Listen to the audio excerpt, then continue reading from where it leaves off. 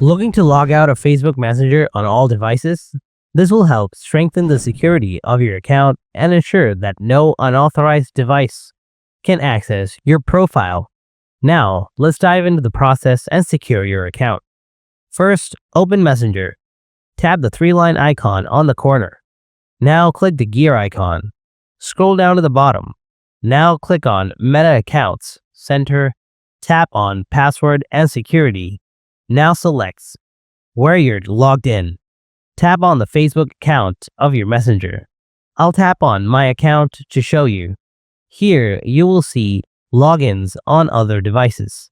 Now, scroll down and tap on Select Devices to log out. After that, check any device you want to remove. Then press Log Out. Press Log Out again. And that will log you out of those devices in a blink.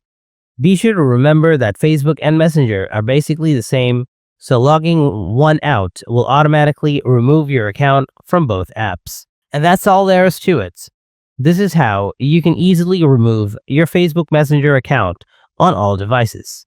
If the video was helpful to you, be sure to give it a like and subscribe for more tips and tricks just like this. Hope to see you in the next video.